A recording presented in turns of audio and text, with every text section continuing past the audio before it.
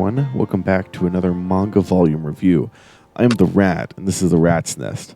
I'm joined for the first time on a manga volume review. Yeah, first time. By Kyle. Say hi, Kyle. Hi, this is a strange sense of deja vu, isn't it? It is a strange sense of deja vu. We started recording the episode, and then it randomly stopped after 45 seconds, and I didn't notice until we were already through doing the first story. So we're going to try it again. Apologies if the intro is a bit quick on the first story here, as we've already discussed it, and I hope the recording doesn't stop again. I'll have to keep an eye on that. But we're looking at Thus Spoke Rohan Kishibe, which is the English name. I know it's Thus Spoke Kishibe Rohan, but it's been on my desk so much, and I've been admiring the book itself because it's a very beautiful book for long enough that it's Thus Spoke Rohan Kishibe, kind of in my mind. Kyle said, you can be fine. That's correct. We're looking at 4 stories. You can be fine. That's correct. I said it's okay if you want to be incorrect. We can. We're looking at 4 stories: At a Confessional, Mutsukabe Hill, Millionaire Village, and Poaching Seashore. Which we were talking about. Sorry, what? I was going to say, and we were talking about At a Confessional. Yeah, in the order that Brandon stated, it goes episode 16, at episode 2, episode 5, and episode 6. I don't know why Araki wrote them like that, but hey, that's the full titling of them. So, At a Confessional. I'll speed recap a lot of why. Yeah, kind of spark notes. Okay. I'll give the spark notes on it. At least this is the anime version of it. Koichi's, talking to Rohan about wanting to go to Italy, and he's asking if he can Rohan can help him learn Italian. It's a prequel of sorts to Part 5. Get a little some stuff with Koichi and Rohan before that, and that prompts Rohan to tell him a story about what happened when he went to Venice. Rohan, being one of the characters in the JoJo verse, of the protagonists, he's definitely someone that would pose as a priest just because, why the hell not? He would commit a cardinal sin just because, hey, it sounds interesting. And we see a man go to, tell Rohan a story. Brandon and I had talked about this already to the lost recording in time, but we really like how the story is framed, where it's Rohan that's the narrator, but he's not even necessarily the main character to the events that are unfolding of it, because he's just the catalyst for us, the reader, to get the story of this man. And the story of this man follows him working, I think it was like a rice or corn farm or something, and there's this poor beggar that comes up asking him for food, and through a series of incidents, or through an incident, he ends up getting this guy killed because he overworks him. The guy holds a grudge against him and says, "I'm going to come back in your happiest moment." Years go by. This guy, he's happy. He has a kid. He thinks this is his happiest moment. Boom! Spirit shows up, challenges him to a popcorn catching game, and then murders him when he fails. Did I do well with most of that summary, aside from the twist that we could talk about? Yep, sounds good. So, this was really good. I really enjoyed this one. I thought the characters are very engaging. I really, obviously it's JoJo. You gotta like the art. It's that Part 5 art style, so it's fun. I cannot believe all of Araki's art is fun, but we had a second talking head. I cannot believe we had a second talking head. That's exactly what I thought whenever I saw the tongue. But and then the twist at the end I really enjoyed, where it was where he used his servant. He used plastic surgery, so his servant got killed instead of him, and now his servant haunts him with the grudge. What we talked about was the proposed question that you could interpret from this all is this man's life. Through his decisions, does his punishment fit the crime? Is it a life worth living at this point? Is it worth living to where you can never experience another moment of happiness unless you want to die? That's what we were talking about. We were talking about some of the philosophy behind that. Obviously, we're not going to get too much back into it since we've already talked about this. I'm sorry, the viewers, but we talked about this at length already. I guess we could end it on that one. Just the proposed question of, is it worth it? Because then that's Rohan concluding his story, and then just finishing out by telling Koichi what happened. At least that's what happened in the anime, and Brandon said in the manga of it, he was just talking to viewers. Yeah, and so it was a really solid story. I really enjoyed it. I like this one. It's my favorite of the 4 that we're talking about. It is my second favorite. Of the 4 that we're talking about, this one is my favorite. The Spirit of Mutsukabe Hill. I really enjoyed this one. This one was really fun. I thoroughly enjoyed this one shot. This one had some insane moments. I also absolutely love the art style because it's that It's that mid to late part 7 art style, so it slaps. But here we have Rohan. Oh my gosh, I completely blanked on his name for a second there. We have Rohan talking to his editor, telling him how this is at least in the anime. He went bankrupt buying a mountain, and now he's living at Koichi's house. Yes, he did do that. He needs to get paid up front because he bought 6 mountains, as a matter of fact. After he gives what's the little guy's name with the lock? What's his name? Not Hazamada. It's Kobayashi. He gives Kobayashi and Otoishi autographs. It was honestly. He's such a kind man. I know it's weird being like, oh, Toshi, he's a murderer, but like that's okay. We're all cool with him now. It's just nice. I love seeing more part 4. Part 4 is one of my favorite parts. Seeing just part 4 characters interact gives me life. But yeah, so he buys 6 mountains. Naturally, I bought the 6 surrounding mountains. So he bought 6 mountains. And then he tells his editor the story of like an actual yokai encounter that he had with Mutsu. I'm looking at the wiki right now. Mutsu Kabezaka. I probably butchered the hell out of that. I don't know. I know the chick's name is Naoko Osato. The guy is Gunpei. Yes, and so oh my gosh, this story was so cool. I'm not typically a big horror guy, but it was like, oh man, where basically this chick, she's having like, I mean, it's not an affair. She, her and the gardener they're in love, but it can't be because she's from a high-ranking quick family. Question. I have a quick question. Yeah. So, did he wear anything that said SBR on it? Because in the anime adaptation, he was wearing something that said SBR on it. He is wearing something that says SBR on it. Okay, cool. Just wanted to, sorry, continue the explanation. I just wanted to. Yeah. And so they're like, but she's engaged to like her fiance, right? It's an arranged marriage. And so he's engaged to her fiance. That's so true. And so they're having a little argument, and she's like, just take the money and leave. And he's like, I don't want to, I love you. And they get like a little, like, not much of a fight whatsoever. Yeah, kind of. And she pushes him, and he like barely hits his head against a golf club on the side of the wall. And he dies just immediately. I mean, dude, is stone cold. And he does start bleeding, Kyle. Nothing weird with that. And then she cleans it up, and he continues bleeding. And then she cleans it up, and then more and more and more. And he just continuously is gushing blood from that wound. And while she's trying to clean it up, and while she's hoping that he's still alive, while she eventually realizes and acknowledges that he's dead, her father, well, they were showing up at the originally, which is why she was asking him to get out. Her father and her fiance are coming up. And so she's trying to take care of it. And so she just gets more and more deeper into it, where she's trying to, well, she first pretends that she isn't there. And she is just trying to stop the blood. Nothing's working. They almost come in, and then she has to say no. She has to say, like, I'm here, stay out. So she's already covered up this guy's murder, right? Because she can't say anything against it now. She says, just come. She says, just don't come in. I'll be out there soon. She's just trying to stop it. No matter what she does, she can't stop it. It's just failing. Blood gushing nonstop. And his body's like shriveling up while it's happening. And it's just then the sick moment happens. But like keeps bleeding through every bandage. People keep bleeding this much after they're dead.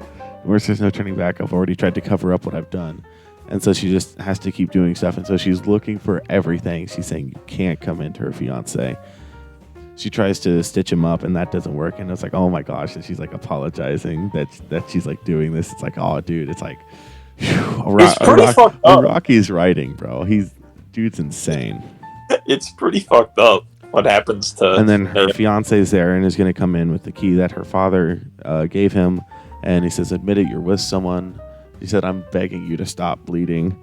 He's going to come in. So she wraps up the body in a big thing, puts it on top of a shelf, right? The dude comes in. She manages to clean up the second before he comes in, and she's standing next to the shelf.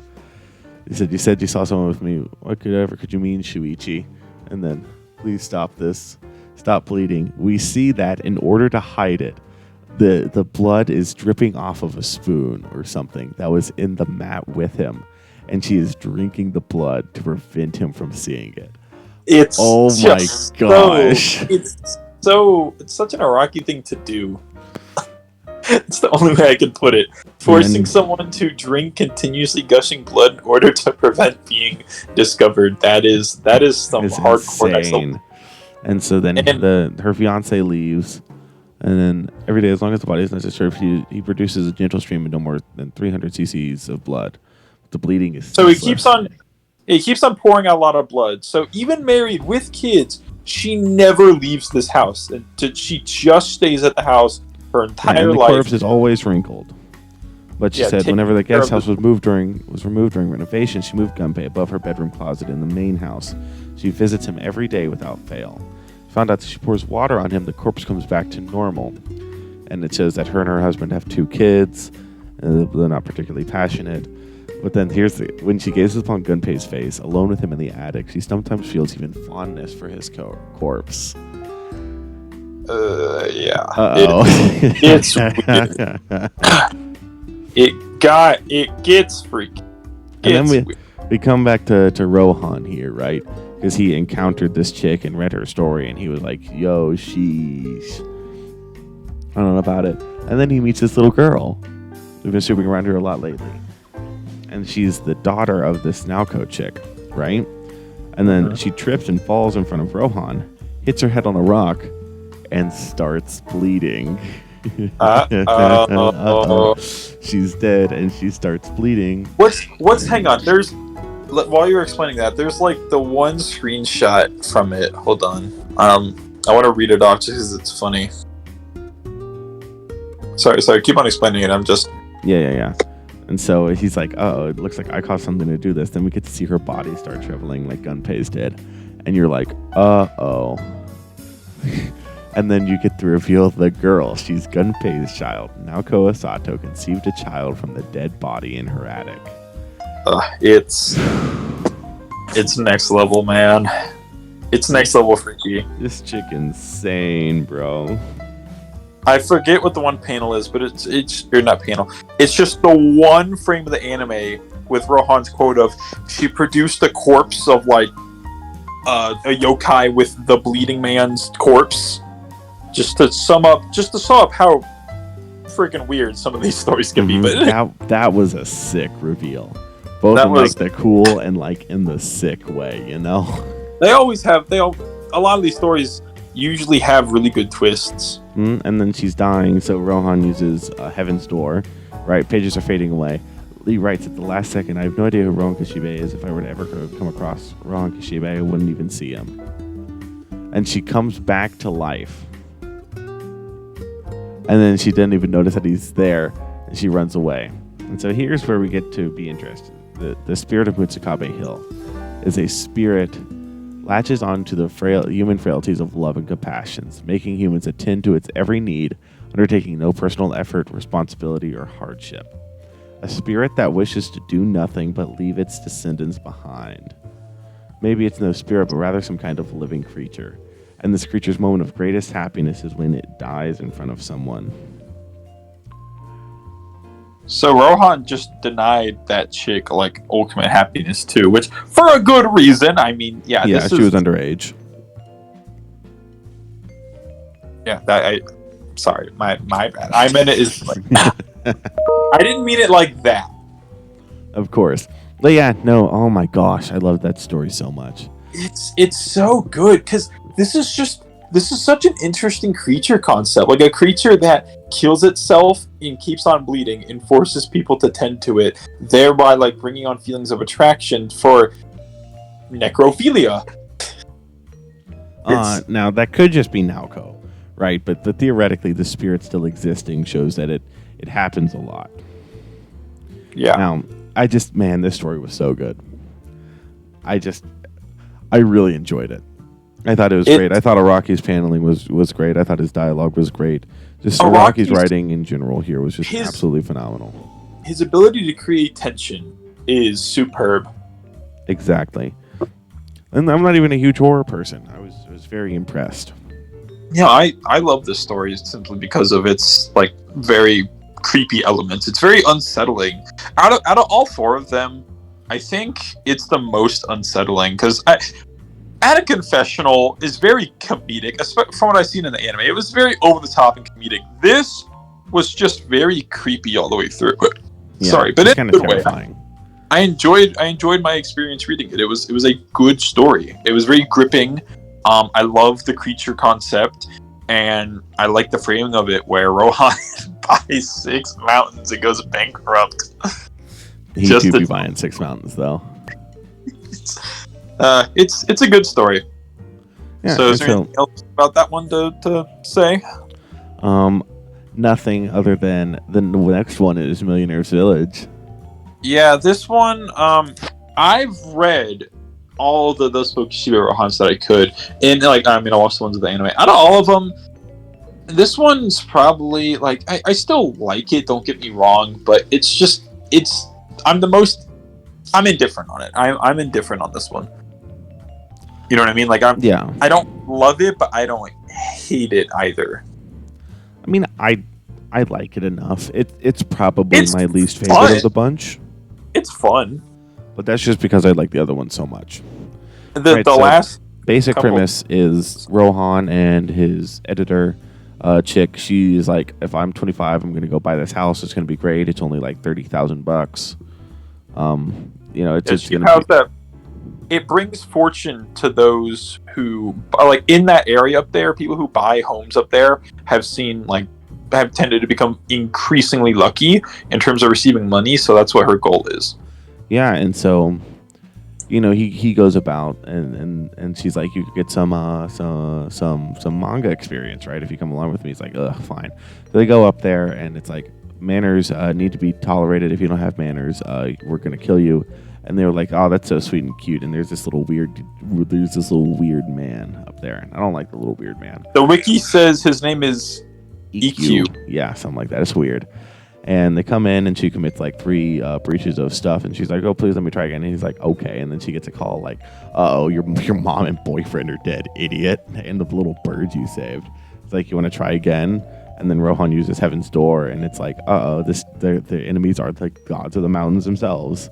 It's like, it's a fun twist. I don't think it's as great of a twist as the At a Confessional or Mutsukabe Hill, but it's a fun twist. The twist I like is Rohan eating corn and being like, uh-oh, you're stepping on the floor. And then he's like, oh, no, I didn't mean to step on the floor. Then he steps on the floor 2 more times, and then he's like, haha, reverse death, and then he reverses death. Is Millionaire Village the strongest stand confirmed? No, I don't even know if it's a stand or not, but it is a fun story. I like seeing it's just watching Rohan try to eat corn on the cob is so over the top, but I love it at the same time. It's also the first time getting to see Rohan in full Part 8 art style, which I think fits him very well. I mean, Rohan as a character would fit right in Part 8, so it's like, just makes sense. Well, I mean, Ojiro is the Rohan of Part 8. The fun guy? Yeah, he is. He's Araki's self-insert? Well, we'll talk about that later. The last one is Poaching Seashore. Would you like to give the synopsis of this one, Kyle? I know it's your favorite. Yeah, this is my favorite of the batch, and it's probably one of, if not my favorites of them. Reason being, I'm biased towards Tonio. I love Tonio. The story itself, I'm willing to concede, it's not as engaging within its action as the others, but the premise I love. So Rohan's, he's eating at Tonio's restaurant, and I'm reading off the wiki for this too, a little bit. He's healing his eye strain, and he spots Tonio with a wheelchair-bound woman. And Tonio asks him if he can help fish out this. It's an abalone, right? Is that how you pronounce it? I don't know how, Kyle. I've only read it. I don't know how you pronounce it. I don't know.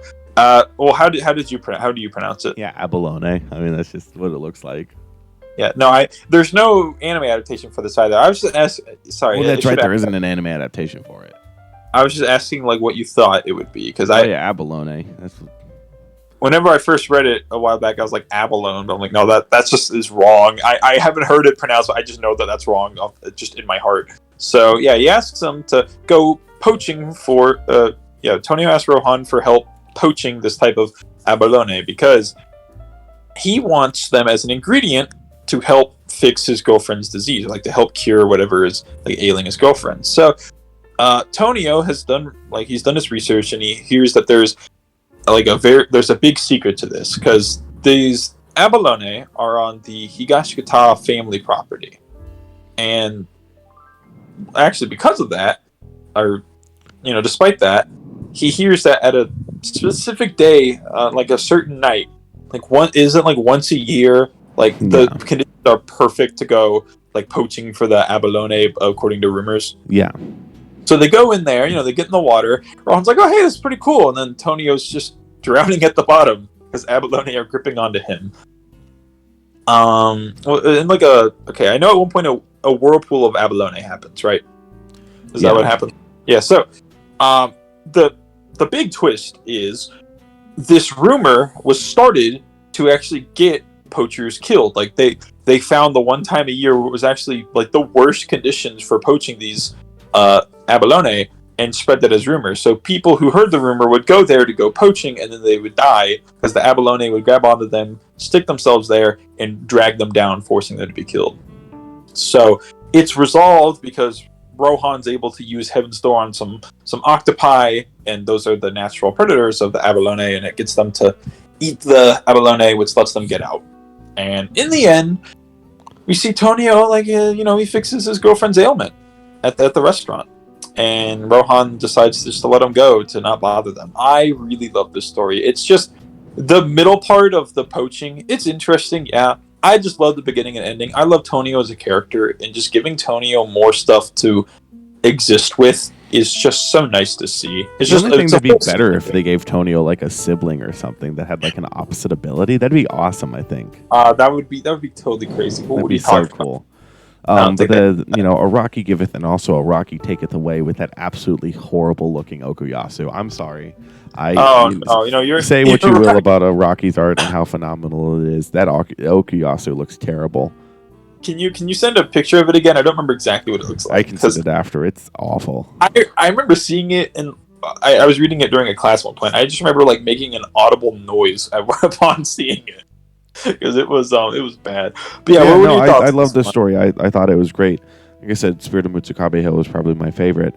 But I mean, Araki absolutely showing just his talent at storytelling with all of these short stories that just, man, you really feel like you go on like a full like adventure with this, and it's just in a certain amount of pages. Really, he has a genuine talent for one shots.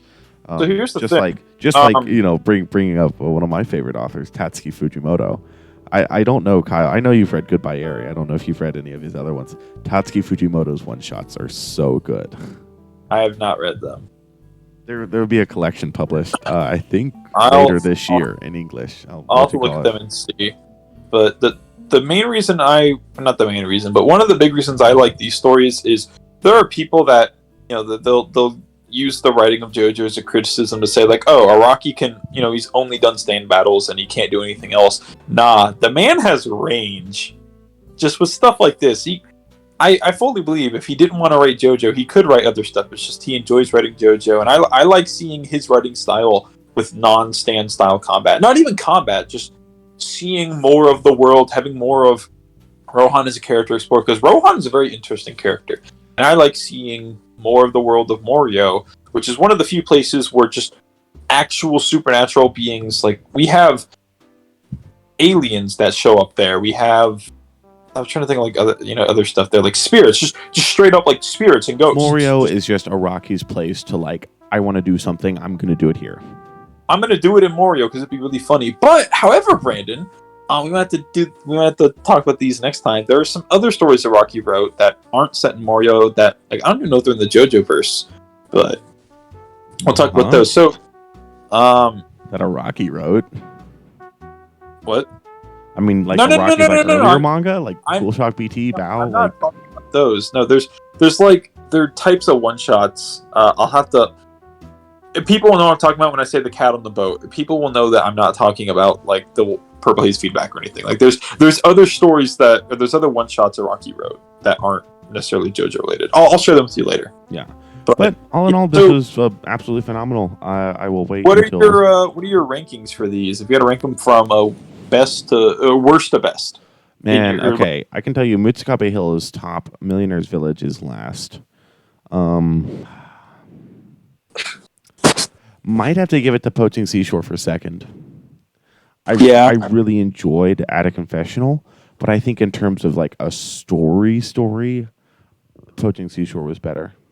And yeah, Mutsukabe Hill just takes it for the sheer man, I love that. That was stuff awesome. Araki's done in it. But yeah, so that was Thus Spoke Rohan Kishibe Volume 1. I'm very much looking forward to Volume 2. I think it drops sometime late December. I looked it up. Just speaking of the book, just like the physical copy of the book, it's absolutely beautiful. That doesn't matter to most people, but I absolutely love it. And I'm really looking forward to reading more of it. I think it's a lot of fun. I'll probably honestly go ahead and watch the parts that have been animated. They're on Netflix. Brandon, you need to watch The Run. That is out of the 4 that have been adapted, At a Confessional, Mutsukabe Hill, Millionaire Village, and that one. The Run is probably like the best adaptation of them, if that makes sense. Yeah, and at some point we will cover the mainline series of JoJo on here or Goobers and Screens eventually, because I love JoJo. I love talking about JoJo. So this is just amazing to do. I love JoJo talk. Don't you love JoJo I love JoJo talk as well. It's so good. And so next time we got Purple Haze feedback plan, right?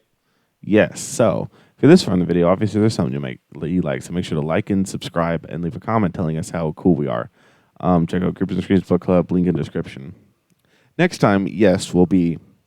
I tell you, this is probably airing after The Eminence in Shadow Volume 4. Not like directly after, obviously, of Weekly Chainsaw Man and One Piece. But in terms of like volume reviews, next will probably be Purple Haze feedback. We're planning on recording that tomorrow, which I read it all today. I read this all today too. Purple Haze feedback's phenomenal.